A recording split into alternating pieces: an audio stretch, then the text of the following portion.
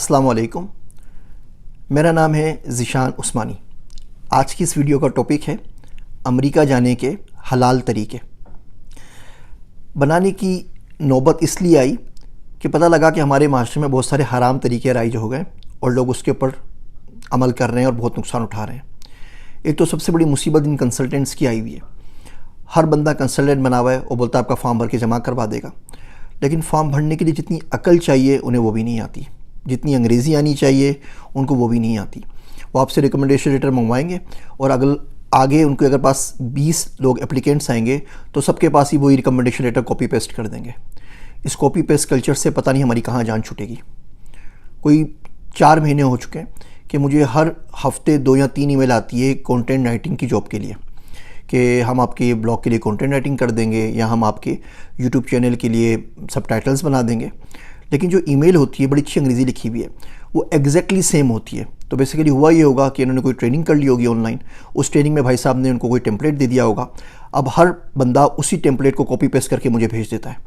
तो मैं बड़ा हैरान होता हूँ कि जो शख्स कंटेंट मार्केटिंग की जॉब के लिए अप्लाई कर रहा है, कंटेंट राइटिंग की जॉब के लिए अप्लाई कर रहा है, वो अपनी ईमेल का कंटेंट भी अगर खुद नहीं लिख सकता तो आगे फिर उससे क्या उम्मीद रखी जा सकती है। तो पहला काम तो ये करें कि इन कंसल्टेंट से बचें। यकीन जानिए दुनिया इतनी ज़्यादा खुल गई है, अब इतनी ज़्यादा खुल गई है कि आपको ट्रकों में लद के जाने की कहीं ज़रूरत नहीं है। इंसानी स्मगलिंग की कोई ज़रूरत बाकी नहीं बची है। कंसल्टेंट को पैसे दे के हराम करने की कोई ज़रूरत नहीं है। मैंने पहले भी इस पर वीडियोज़ बनाई थी। अमेरिका आप रिलीजियस वीज़ा पे R1 पे जा सकते हैं अगर आप मस्जिद के इमाम हैं, मदरसे के पढ़े में। तो स्टूडेंट हैं तो आप F1 पे जा सकते हैं, आपकी फैमिली F2 पे जा सकती है। स्कॉलरशिप मिल जाए तो आप J1 पे जा सकते हैं और आपकी फैमिली J2 के ऊपर जा सकती है। J1 के बाद आप अकेडमिक ट्रेनिंग के नाम से AT के नाम से काम कर सकते हैं साल 2 साल तक। F1 के बाद स्टूडेंट के बाद आप OPT के नाम से 3 साल तक काम कर सकते हैं। आपको जॉब मिल जाए तो आप H1 वीज़ा के ऊपर जा सकते हैं। आप किसी ऐसी कंपनी में काम करते हैं जिनका ऑफिस अमेरिका में भी है और पाकिस्तान में भी है या दुबई में है, जहाँ भी आप काम कर रहे हैं मिडल ईस्ट के अंदर, सऊदी अरब के अंदर, तो आप L1 वीज़ा के ऊपर जा सकते हैं। आप थोड़े से पढ़े लिखे हैं, आपने PhD की हुई है, आपकी 2-4 पब्लिकेशंस हैं, तो आप एक्स्ट्रा ऑर्डिनरी वीज़ा या O1 के ऊपर जा सकते हैं। अगर आपके पास एम्प्लॉयमेंट है, वहाँ पर किसी एम्प्लॉयर के पास से लेटर है कि वो आपको हायर कर लेगा, तो आप O1 के लिए ऊपर अप्लाई कर सकते हैं। कोई एम्प्लॉयर नहीं है, कोई जॉब आपके पास नहीं है, तो आप नेशनल इंटरेस्ट वेवर के थ्रू जा सकते हैं कि आप बताएंगे जी आप काबिल हैं, आपको डिजिटल मार्केटिंग आती है, आपको अकाउंटिंग आती है, आपको बिज़नेस चलाना आता है, आपको स्टार्टअप बनाना आता है, तो आप NIW के ऊपर डायरेक्टली ग्रीन कार्ड के लिए जा सकते हैं। ग्रीन कार्ड से पहले आप जो एडजस्टमेंट की एप्लीकेशन होती है I-140 वो अप्लाई करते हैं। I-485 फिर ग्रीन कार्ड के लिए होती है। 763 खाली मेडिकल की जो होती है। कोई यकीन जानिए 50 से ऊपर तरीके हैं। फिर यूनाइटेड नेशंस की वीज़ाज़ अलग हैं, असाइलम की वीज़ाज़ अलग हैं, हार्डशिप की वीज़ाज़ अलग हैं, बहुत सारी चीज़ें। फार्म लैंड के अंदर चले जाएँ, वाइमिंग के अंदर 500 रुपये के अंदर एकड़ ज़मीन मिलती है। अब वहाँ अगर आप फार्मर हैं और आपको सब्ज़ी उगानी आती है, आप चले जाइए, दुनिया भर में मांग है। आप फार्मासिस्ट हैं, आप नर्स हैं। तो जब मैंने 2-4 वीडियोस बनाई तो एक बहुत बड़ा ना ईमेल्स मेरे पास बहुत ज़्यादा ईमेल्स आ गई।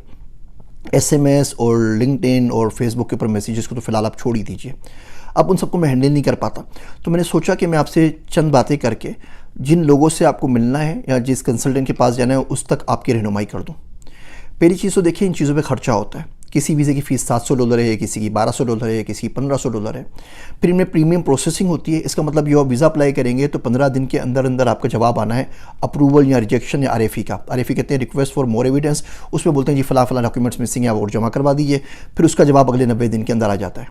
तो ऐसी कोई कहानी नहीं है कि आपने वीज़ा अप्लाई किया, जैसे कनाडा इमिग्रेशन में होता है 2 साल चले गए, 4 साल चले गए। आप प्रीमियम प्रोसेसिंग अप्लाई करते हैं, 15-20 दिन के अंदर आपकी सारी कहानी ख़त्म हो जाती है।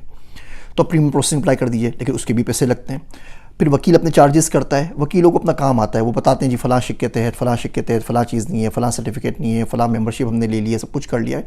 तो बड़ा ज़रूरी है कि उस बंदे से काम करवाया जाए जिसको काम करना आता है। और ये मैं पाकिस्तानी कंसल्टेंट्स की बात नहीं कर रहा।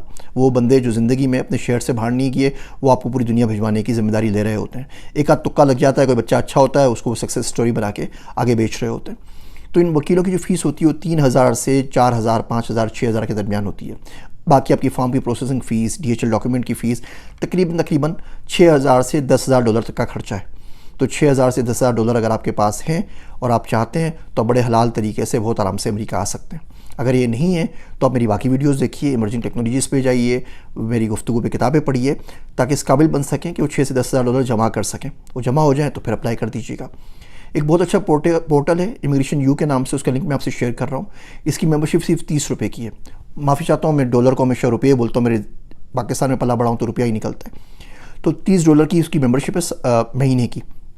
उसमें तमाम वीडियोज़, तमाम वीज़ा की टाइप्स, कौन से सवाल पूछते हैं, कैसे फॉर्म भरना है, क्या करना है, सब चीज़ें। अगर ज़्यादा पैसे नहीं है तो पढ़ना शुरू करें, $30 महीना आप बड़े आराम से अफोर्ड कर सकते हैं। तो उसका लिंक मैं आपको यहाँ पे दे रहा हूँ। जो वकील है जिसने मेरा अपना खुद केस किया है, बाकी मेरे बहुत सारे दोस्तों का केस किया है, जेकब, उसका भी मैं आपको लिंक दे रहा हूँ। वो इस ईमेल से फ्लड से बचने के लिए उन्होंने क्या किया, मुझे एक फॉर्म बना के दे दिया है। आप वो फॉर्म भरेंगे तो उनको पता लग जाएगा कि आप किस वीज़ा कैटेगरी में फॉल होते हैं और आप क्वालिफाई होते भी या नहीं होते, ताकि ना उनका टाइम ज़ाया हो, ना आपका टाइम ज़ाया हो, ना पैसे ज़ाया हो। उसका लिंक भी यहाँ पे नीचे दे रहा हूँ, इसके थ्रू आप अप्लाई कर लीजिए। उम्मीद करता हूँ कि आपको कामयाबी मिलेगी, और अगर आप यहाँ पहुँच जाएँ और किसी में कामयाबी हो तो मुझे ज़रूर बताइएगा। मज़ीद कोई सवालात हैं, आप चाहते हैं मैं उन वकील साहब के साथ लाइव पॉडकास्ट कर लूँ तो भी मुझे बताइएगा, हम ये भी काम कर सकते हैं। मेरी बातें सुनने का शुक्रिया। मैं हूँ आप सबका ज़ीशान उस्मानी।